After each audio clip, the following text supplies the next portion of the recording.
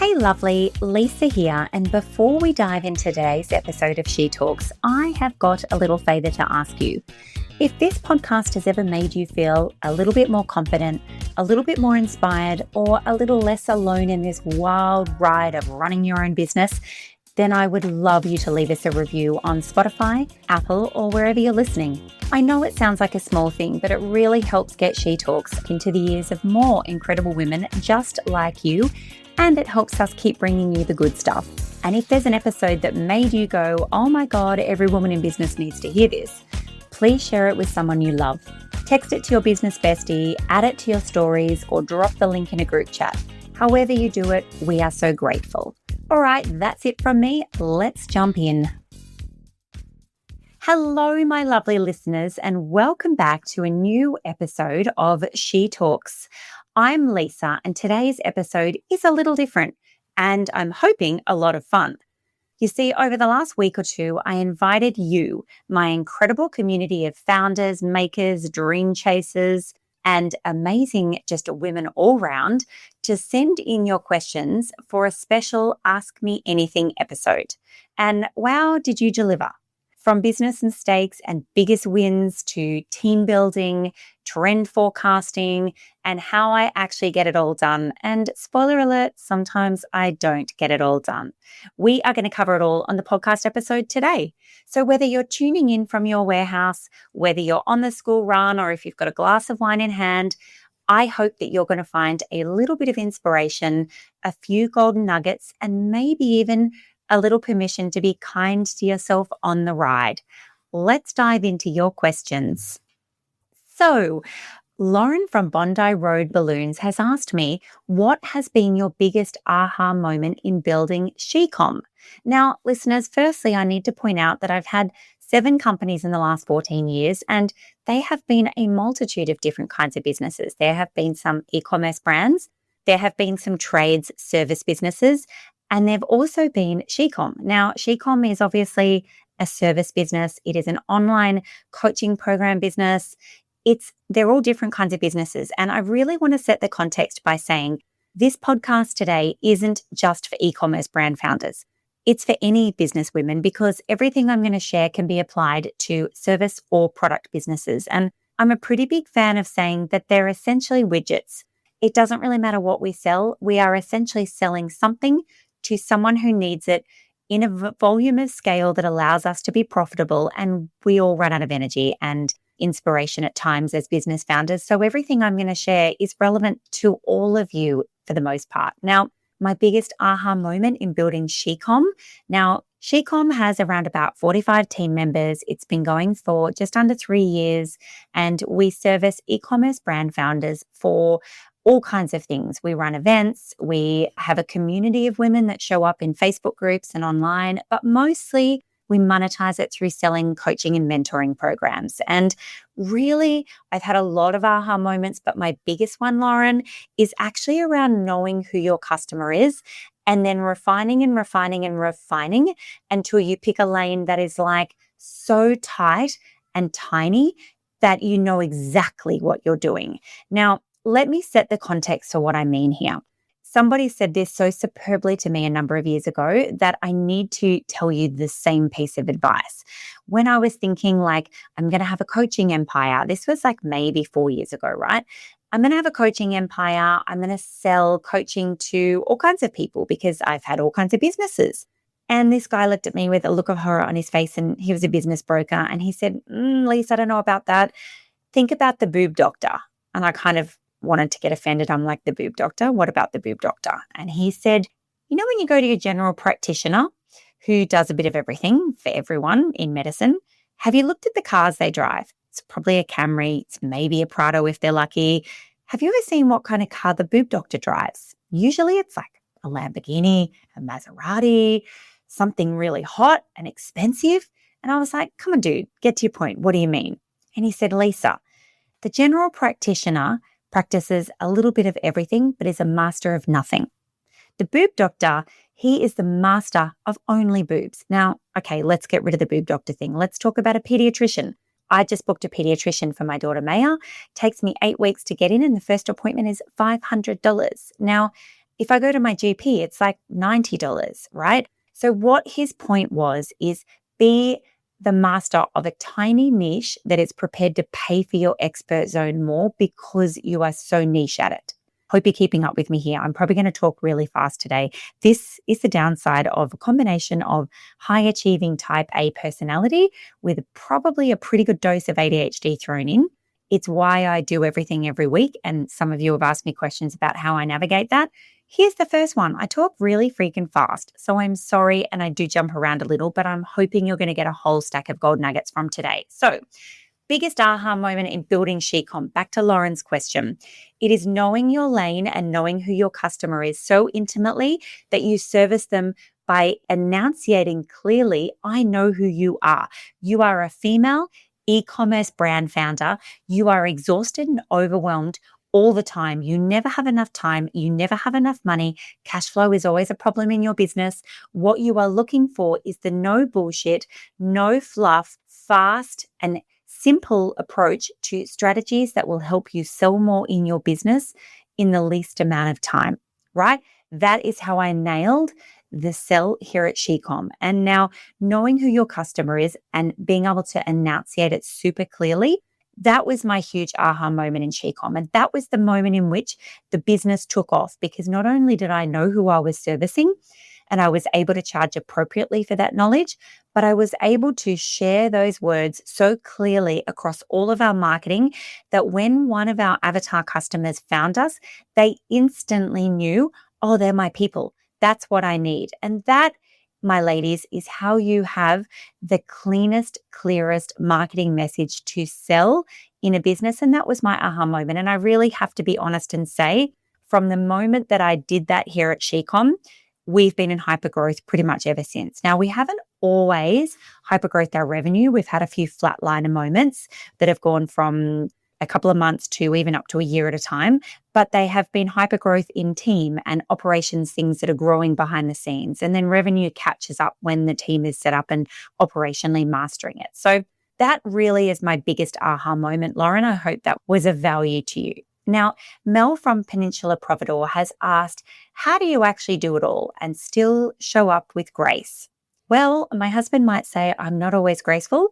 Actually, I'm a bit of a giraffe at home at times, but I hear what you're saying, Mel. And I think that is a combination of a bunch of things, if I'm really honest. I, first of all, don't pretend to be perfect. That is something I want to be really clear about, ladies. I do get a bit annoyed, especially on social media, where women in business come across acting as though they've got all their shit together. And if you've ever watched me on socials, you'll know that that isn't me. I definitely show up with no makeup on. I definitely show up being vulnerable on the days that I'm teary or overwhelmed or stressed. And I think it's really important to know that I don't necessarily do it all. I think my daughter might say that I'm absent sometimes. And I think all of us will probably nod our heads on that one. Our kids often will observe us being quite distracted a lot. My husband calls me Thumbs. That is the nickname in my home for the fact that I am usually doing two things at once, listening to them and responding to someone on my phone with my thumbs, tap, tap, tap, tap, tap, tap, as I'm holding a conversation with my family, which doesn't always go down super well, to be honest with you.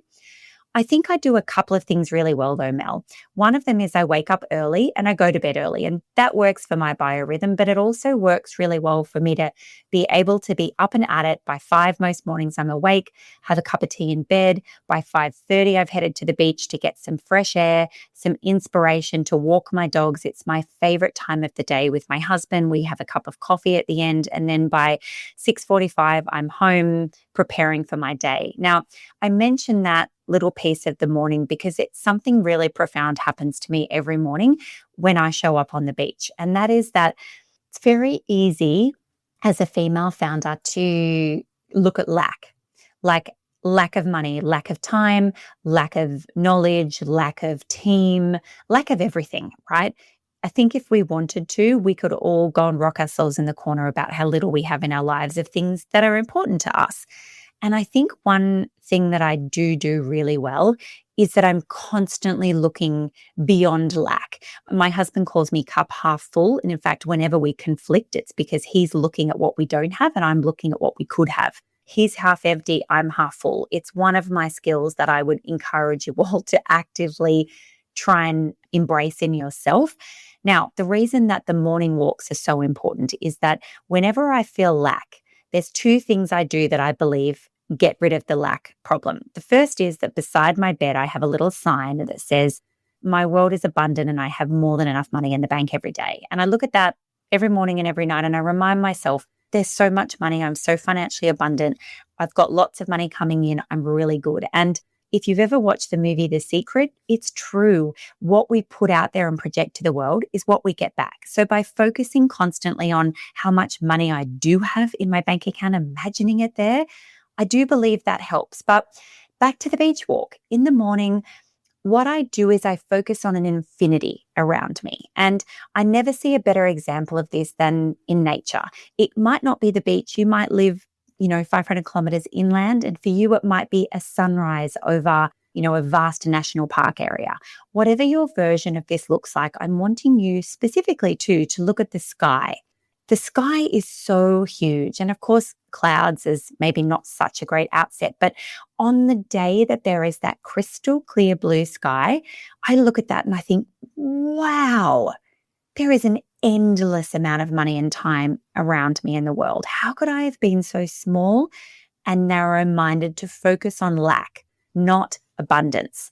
So I want you to be thinking constantly about how big the world is, how much possibility there is, how your business could be 5 to 10 times bigger than you think it could be, how you could do everything for your family, how there is just an endless and infinity amount of things out there that you could do with your world. And seeing it on the beach every morning, that is my way of doing it. Find your version of that. And I think, in all honesty, that reset every morning that I do, that reminds me of an infinity in the world, an infinite number of solutions to the things we're faced with. That is maybe how I do it all. And that is how I show up with grace, because I can't not put a smile on my face when I look at nature. And whenever I also think, oh my God, my world is so fucked today. The world is going to end today, which does happen to me. And I'm sure it happens to all of us at various moments. Most women with type A personalities and ADHD also suffer from crippling amounts of anxiety. And I most definitely have that problem as well. Bear with me for a moment. I look at a tree because have you ever noticed that a tree doesn't grow quickly? A tree doesn't look at its neighbor and go, fuck, I wish I was as hot as that tree. Nope.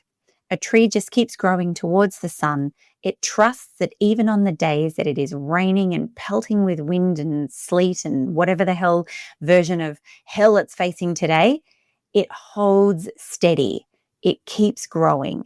It keeps owning its beauty and it never tries to be something different than what it is. And I take much courage from a tree. As much as you'll indulge me in this very basic story, I think a tree tells us a lot. So when I'm having moments of not coping, I turn to nature. And I think that's actually, Mel, back to your question, how do I do it all? Yep, I get scattered. I do a lot of stuff every week, but that is how I do it. I show up every day, redefining my day by looking at nature and saying, I can have it all and I can do everything. And I just want to finish that question with one final piece as well. This is my genius, and that is that I go for a massage every week. It's a skill I learnt quite a number of years ago, and it's held me in such incredible stead for coping with the world. And that also could be, by the way, for many people, it might be going for a swim in the ocean. Maybe it's having a surf. Potentially it's going for just a walk with your AirPods in. It could be a bath or a hot shower. It's about tapping out from the world for 30 to 60 minutes. And it's also about getting off your phone. So when I have my phone, I get distracted all the time. It's the biggest distraction. And I know you'll be nodding your heads. It is for all of us. When I'm on the massage table, I can't do anything and something magical happens. It is where my neural pathways open up from tiny little bursts of survival to absolutely wild pathways of thinking about all kinds of stuff in a way that it never can when I'm constantly in distracted mode. If I had my way, I would probably go twice a week for 75-minute massages because that is when I solve the problems of the world. It is so insanely valuable for me. And yes, it's a cost and I can't always afford it. So maybe I don't do it every week. But on those weeks, I might lie on my bed under a nice weighted blanket and I might leave my phone in the other room and choose a moment in which no one else is in the home and the phone is off the hook to give me that same opportunity for my neural pathways to just go wild and run rampant. That is when I solve my biggest problems in my world. In fact, I'm a bit famous for saying even the name Shecom, it came to me during a 2-hour massage when I was in Bali. And I go to Bali regularly because it means every day for like 7 to 21 days, I have an hour and a half massage every day, sometimes 2 hours. That is when my neural pathways can travel, solve all kinds of problems, think super big and huge about things I want to achieve in the world. And I come up with gold things like the name Shecom. So that is how I do it now. What if investing in your business came with a guaranteed return? Growing an e-commerce brand can feel like guesswork, but it doesn't have to be. Here at Shecom Academy, we take the uncertainty out of building a business with expert coaching, a proven roadmap, and 24/7 support from women who've done it before. And we don't just promise results, we guarantee them. You'll see a 3 times return on your investment in Academy within 12 months, or we'll keep working with you for free until you do. No risk or reward. Want to know if Academy is right for you? Book a quick wins call with our team and let's find your next right move together. Head to shecom.co to book your quick wins call now.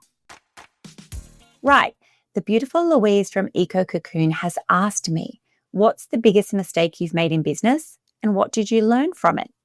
And team, I just want to point out, knowing our mistakes and treating them not as a negative thing, but as the silver lining of opportunity to learn from it and to never make it again is how I view mistakes, by the way. So I want to tell you, Louise, last year I fucked up right royally in Shecom. And my team know it because it is my job as a leader in the business, especially now I have over 46 staff here at Shecom. It is my job to manage fatigue in my team. Team fatigue management is my official title, one of many as a leader. Now, last year, I did a bunch of things wrong. Firstly, we nearly ran out of cash at Shecom. So that was pretty fucked up. 2, I completely burned my team. I burned them to the point where nobody left, but they all looked grey. And I, probably most importantly, nearly killed myself. I literally wasn't sure how I was going to survive the year. Now, those 3 things happened because, and I'm super clear about this, I tried to be everything to everyone. Now, as a leader, that isn't healthy, but the business did it too. So the business tried to solve everyone's problems. And you would know this as a business founder because you would be like, oh, hell, I can do that. Let's launch this and let's add a new product range to that. And let's go on promo every 30 days. And, oh, I'm going to do a TikTok challenge where I'm going to post a TikTok twice a day at the same time. Oh, and I'm going to put my child I'm going to homeschool my kid all at the same time. Now, folks, this is just not possible to do. And in Shecom's biggest mistake, separate to me as a leader, Shecom had too many different things it was trying to achieve at the same time. We had about 6 or 7 different places we achieved revenue from.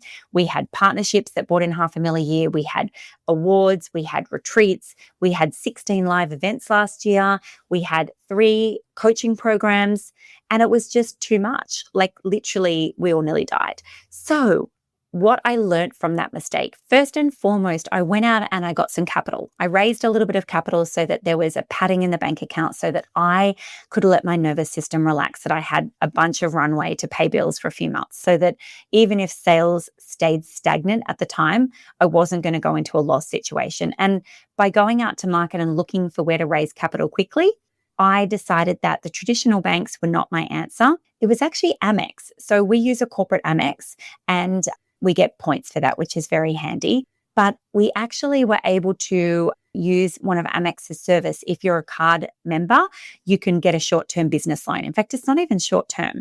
It was the cheapest debt that I could get in the market at 12%-ish. I think it's gone up to 13. Within, I think it was 48 hours, I had 150 grand in the bank in my bank account from Amex, and I could pay it off over 18 months or 2 years. And if I wanted to pay it out early, there were no penalties. So for me, that was a game changer. So number 1, secure cash flow so the business doesn't go under. Number 2, get dirty with what actually isn't working. Now, for me, that looked like interviewing all of my team and asking them to be honest with me and be brave about sharing what they think we fucked up with. So after interviewing all of my team over about 10 days, I started to see, okay, this is where we fucked up. And then I also had a couple of business mentors. So I accelerated my spend on business mentors for a month. And I got really clear to see what in my business wasn't profitable, what were the time sucks and the drainers, and then what were the bits that we weren't giving any attention to that were actually pretty simple and straightforward and had the ability to be massively turned up, amplified in sales, and were really profitable.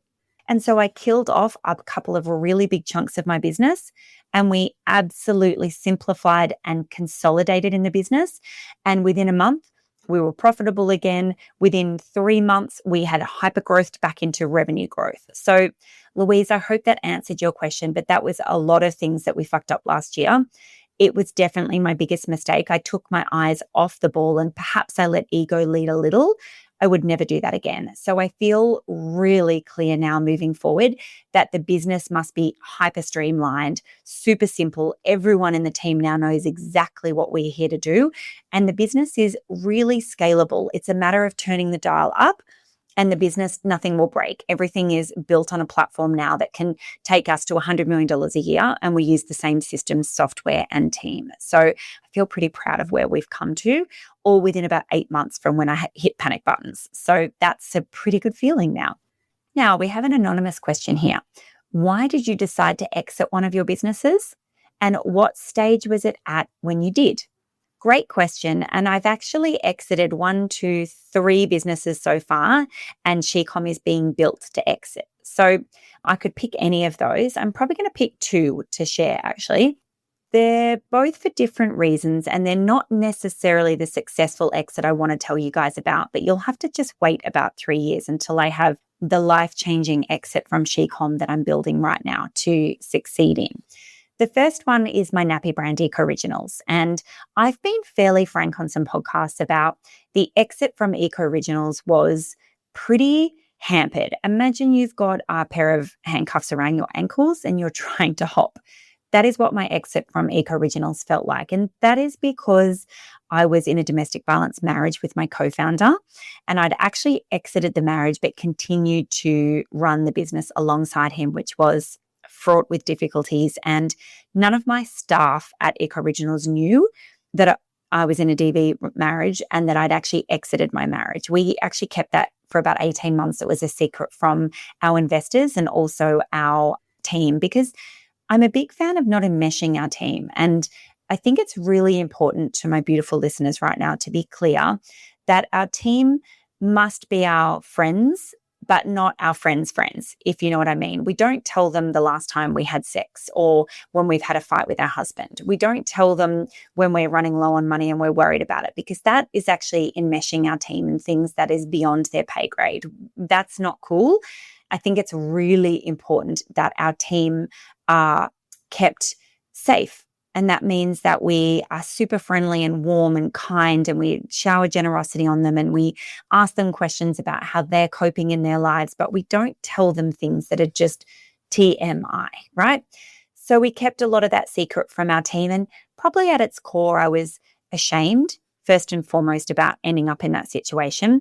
And secondly, I was pretty fearful that if our investor found out that we were in a pretty bad place personally, it might impact his investment in our brand. Now, what happened in the end was that I exited Eco Originals and we sold 100% of the company to our investor. So to some extent, it's definitely a successful exit. However, in hindsight, I wouldn't have exited at all. I fucking loved my nappy brand. And I believe now that I would have a $50 million a year revenue brand, and it would be global if I was still at the helm of it and had been able to raise capital in the way that I could have done if it was just me and the brand.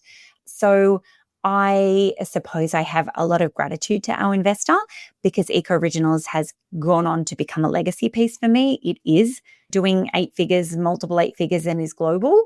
It is headquartered out of London now, inside of a company that owns 8 or 9 different eco businesses. So the business has got rid of its training wheels and it's, racing down the highway at 120 kilometers an hour. And that's exciting. But I'm probably a bit bummed that I'm not still the founder and CEO of that brand.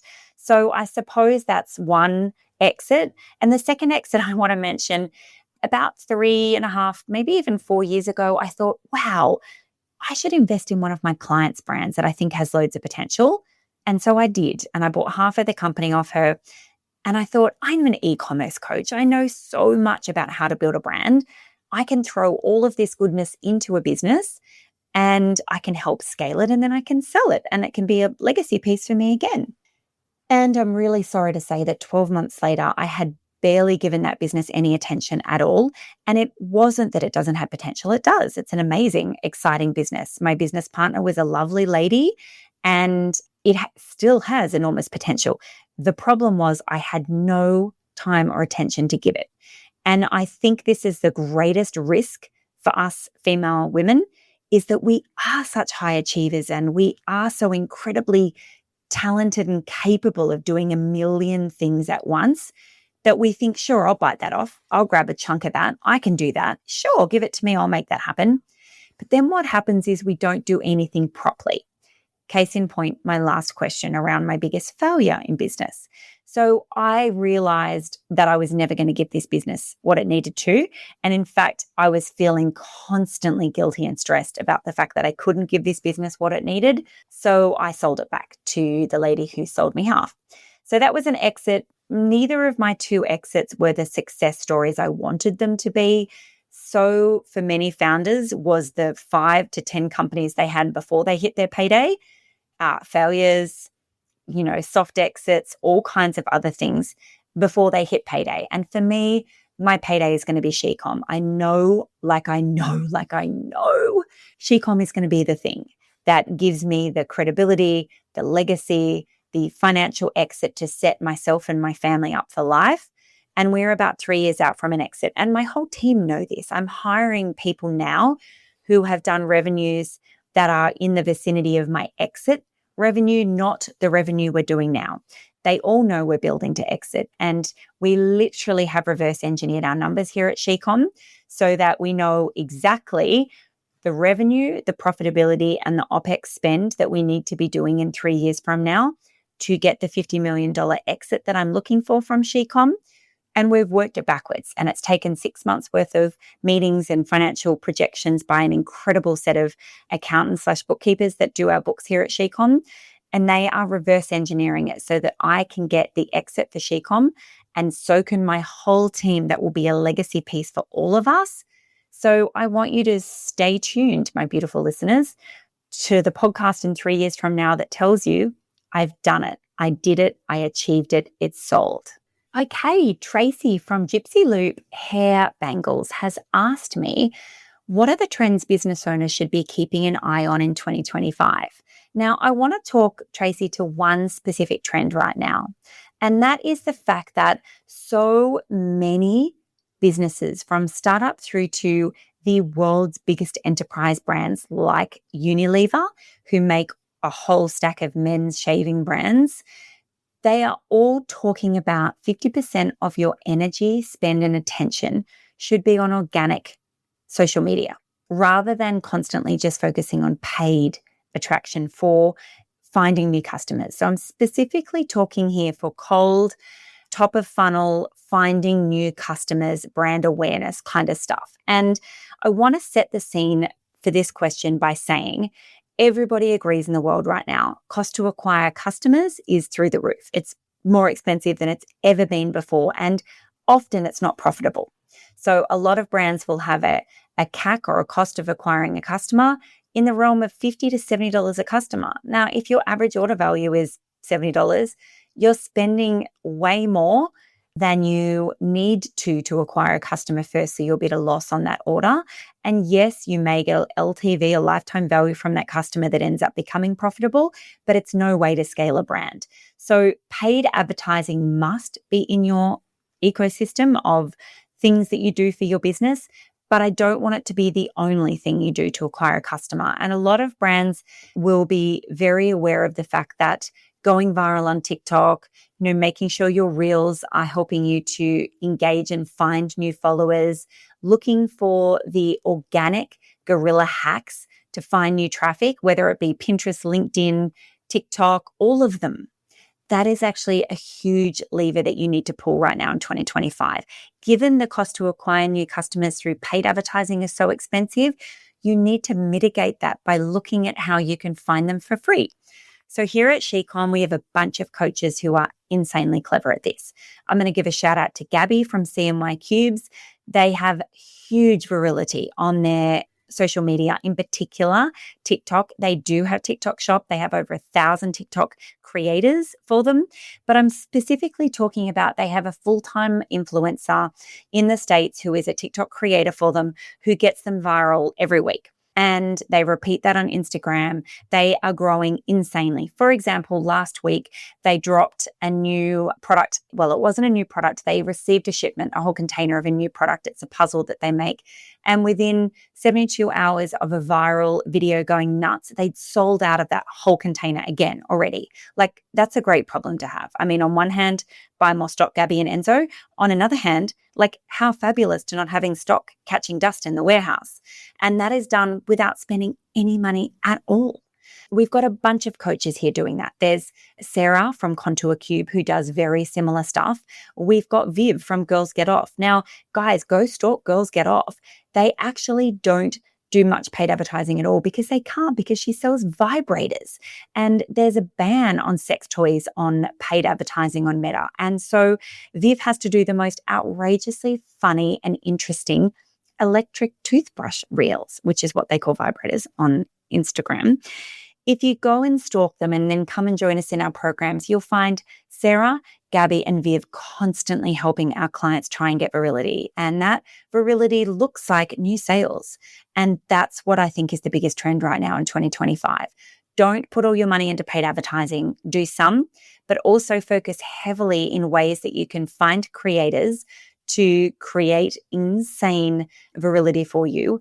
And I'll also share with you another one of our beautiful clients here, Lou from Strapsicle. They sell Kindle straps. And Lou started with us here at SheCom as a client when she and Ben were doing like $1,000 a month. And they are doing massive revenues now, like multiple 7 figures. They are all over the States. And they followed Gabby's strategy and also hired themselves a full-time creator team for TikTok in the US. And it was a big spend when they risked it. I think they spend, $5 or $6 a month for this team to create reels for them every day. And there's always a nail-biting moment where you're like, oh, can we afford that? But it has catapulted their revenue. They have fabulous social media and they replicate that content across multiple channels as all good brand founders should. And it has absolutely been the thing. They're now ranged in retailers globally. They have just launched an Officeworks in Australia and had to restock again quickly. These kind of virility pieces, they help you get really good retail contracts as well. They make your brand look really credible. They help you find new customers. They help you get put in the hands of real influencers without needing to get paid. I mean, a bunch of these ladies will share. People like Kendall Jenner and Kim Kardashian have legitimately reached out and said, can I have some of your product? And then have like publicly shared that they love those products without getting paid to do it off the back of virility. So I think I've answered that question for you, Trace. I really feel like trying to go viral and focus on organic social media is the biggest, most risk-averse trend I could tell you right now in 2025. Okay, Michelle from Curated with Conscience Gift Boxes has asked, do you have any advice on the best frequent flyer or credit card reward programs for small businesses? And yes, Michelle, I most definitely do. I am a big fan of Amex. And as I mentioned earlier on this podcast, American Express has been such a great partner here at SheCom for us from the perspective of we have both what they call a QBR, a Qantas Business Rewards Amex card, and I now have also doubled up with a platinum card with Amex. Now, they both push points through to our Qantas frequent flyer, which allows us to book staff and hotels and flights using points, which is really handy. I also use the points to upgrade my economy flights when I travel for business to business class. I don't do that domestically. That might be a bit of a wank, but I do it on my long haul flights. I've discovered that the reason they call it business class is if you want to travel on a 16-hour red-eye overnight flight and appear the next day at a conference, you need to be in business class to sleep and to be able to function as a human at the other end, because sitting upright with screaming kids around you in your clothes and eating shit food is not conducive to doing business at the other end. So I use points to upgrade where I can, and that doesn't always work, but when it does, it's superb. So what I love about Amex is as long as you're paying inside your interest-free terms, it's pretty minimal cost to run an Amex. It's just really an annual card keeping fee. And it has lots of perks. Our Platinum card gives us free Virgin Lounge, free Accor membership to their program, and a bunch of other perks. It's Priority Pass, and there's about 3 or 4 lounges at airports globally you can use and get in for free using your Platinum Amex. You do get access to cheaper accommodation and booking services for travel. And sometimes that gives us really good deals on accommodation that gives us a whole bunch of perks. So yes, for me, I'm an Amex lover.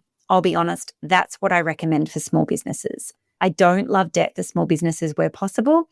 And I have very happily used overdraft facilities to run stock accounts when I had Eco Originals, and I know Gabby and Enzo do it now with CMY Cubes, but a overdraft with your bank that allows your account to be, say, 150 or 200 grand in the red or in the black, and then come back in as your payments, your Stripe payments pump in every day, your account hovers. So it might be $78,000 in the plus, and then you do a stock payment, and the next week it's $47,000 in the negative. Now, I love the convenience of an overdraft account for stock payments. So they're my 2 tips for helping with cash flow where possible.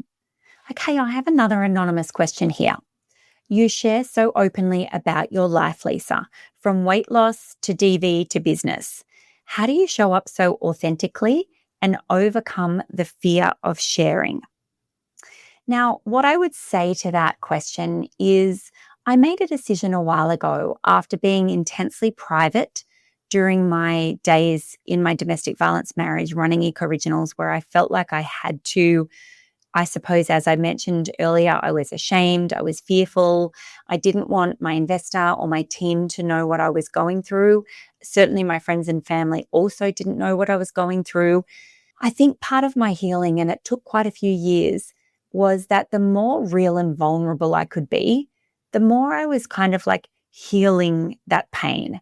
And what I've realized from a marketing perspective is that if people can get a sense of knowing, liking, and trusting us, they're much more likely to buy from us. And from learning that, I was able to understand that if I can be vulnerable on socials, and that's obviously using your best common sense, because my husband doesn't love it and my daughter doesn't always love it. And if I'm with friends or family, they don't always love it. So I have to not always be like ridiculously over the top sharing. It's choosing select pieces and allowing people to see under the hood, if you like, behind the scenes, if they know, like, and trust me. And then it gives them the opportunity to decide if they want to follow me, if they want to engage with me. Not everybody's going to like me. Sometimes people unfollow me. Sometimes people unfriend me. And I'm really sorry. Maybe I'm just too much for them. Too big, too bold, too successful, too happy, too annoying. I don't know, something. Not everybody is always going to love us. And that's okay. And I think one of the things that I would say is a silver lining of having been through a domestic violence marriage is that I get a bit thicker in my skin. I think I always had thin skin, and I was really bothered and hurt and upset when people did something to me. Now I kind of shake it off a little. I'm like, nah, are you a narc? Like, are you like my ex-husband? Do you just loiter trying to, vampire people's energy and penetrate their skin to upset them? Because there's plenty of people in the world like that, my loves. I promise you, they exist everywhere. So I think I've just become a little bit better at deciphering, is that person's trolling comment right now about me or about them? And most trolls, it's about them. It's about their lack of own self-confidence. I mean, all you need to do is look at some of the really famous rock stars who've put on a little bit of weight, and then they get trolled by all these overweight, ugly men who are like, oh, lose a bit of weight, love. Maybe, get off the takeaway. And then you think, oh, mate, that's just a projection. You're like putting her down because ultimately you feel shit about yourself. And I want to make sure that you get this right now, my beautiful listeners, because this is perhaps one of the most valuable lessons I could ever share with you, is that most people who have a go at you, and they're going to happen throughout your career and your business and your life. There's going to be the girl from school that you went to who blocks you on Facebook for no reason other than your light shone too brightly that it made her light diminish, and that made her feel yucky. So she decided to fuck you off, right? This has happened to me most of my life. In fact, one of the most disappointing things for me as I've been through the last, in particular, 10 years of my life, let's call it 37 to 47. I left a DV marriage. I rebuilt my self-esteem. I lost 50 kilos.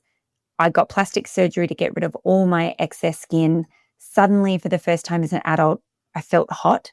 I could wear skinny mini clothes. I spent more time on my hair and makeup than I had in the 2 decades prior to that.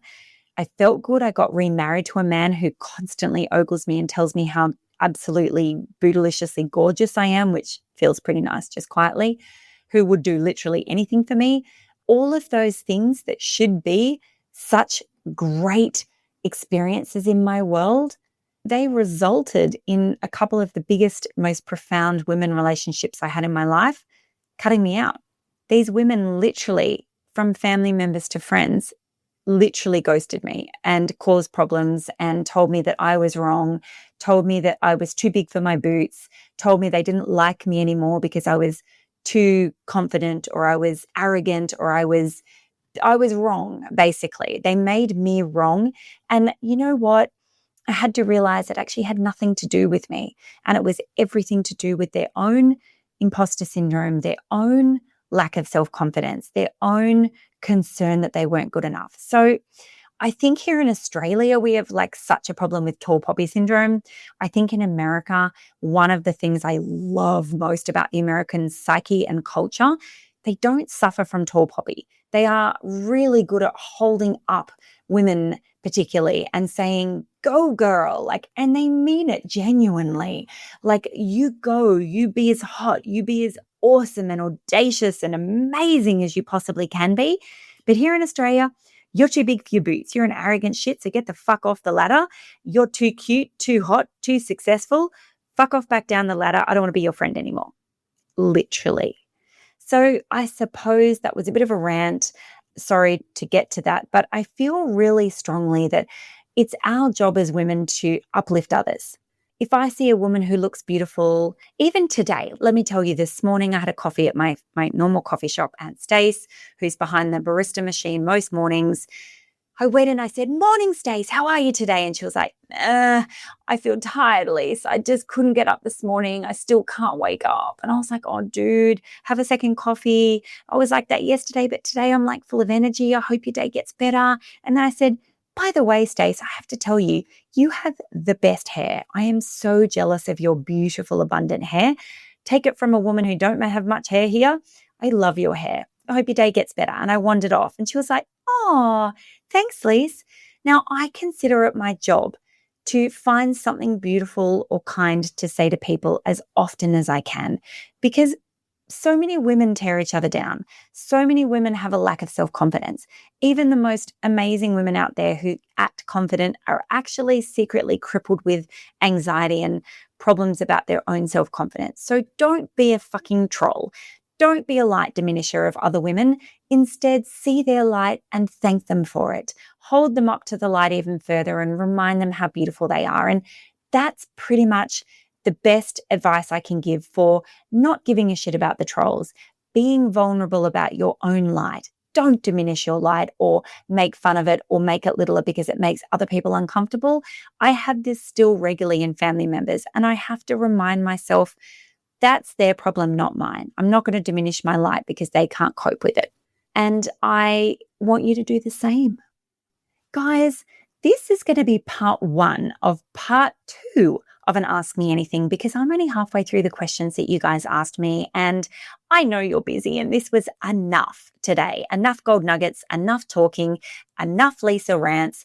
But I hope that gave you some inspiration and some courage today to stand taller, to lift your shoulders up and back and look to the sky for some inspiration and some infinity today, to book yourself for a massage and to take courage to shine as brightly as you possibly can out there in the world today.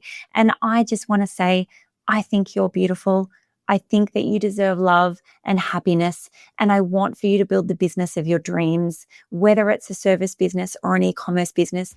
I want you to think 5 times bigger now than you did when you woke up this morning. And stay tuned for part 2 of the Ask Me Anything, which I'm going to drop next week. Have a wonderful week, my loves. Thanks for tuning in to another episode of She Talks. I hope today's conversation sparked ideas, gave you strategies you can put into action, and reminded you that you're never alone on this journey. If you loved this episode, head over to shecom.co for today's show notes, exclusive freebies, and special offers from our sponsors. And if you haven't already, hit subscribe so you never miss a future episode. Until next time, keep showing up, keep building, and most importantly, keep talking.